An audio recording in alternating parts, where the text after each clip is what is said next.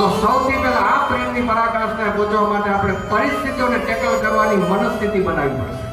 કાંઈ જ થવું નથી, ગમે એવી હાડહુટી થાય, સુખ દુઃખ આવે, માન અપમાન થાય, ગમે તે થાય, જોઈ અડશે નહીં તો આ પ્રેમાનંદ સ્વામીને થયેલા પ્રેમની પરાકાષ્ઠા સુધી આપણે પહોંચી શકશું. બાકી ક્ષણે રૂષ્ટા, ક્ષણે તુષ્ટા, વૃષ્ટા તૃષ્ટા, ક્ષણે ક્ષણે ઘડીક વારમાં કરમાઈ જશું, ઘડીકમાં જરાક કંઈક થયું અને સીધો આપણે મુરઝાઈ જશું. અરે આ પરિવારમાં ગમે થઈ જાય, નેનપણના દેવજી ભગતનો એકનો દીકરો દેહ મૂકી જાય, આખી વાર્તા નથી કરતો પણ એના ઘરવાળા કે ઘીનો ગળો લઈ જાઓ, જાઓ વરડે હું જાઉં વાડીને માળા હાથમાં લઈને ભજન કરે, એને મૂર્તિ ધારીને બંધુ સહજાનંદ રસ રૂપના પદ ગાય, ઓરડાના પદ ગાઈ શકે. શું કામ? એને આવી પેલી સ્થિતિ પ્રાપ્ત કરી. આને સ્થિત પ્રજ્ઞ કહેવાય. સ્થિત પ્રજ્ઞ થઈ ગયો, કોઈ પરિસ્થિતિ અડે નહીં.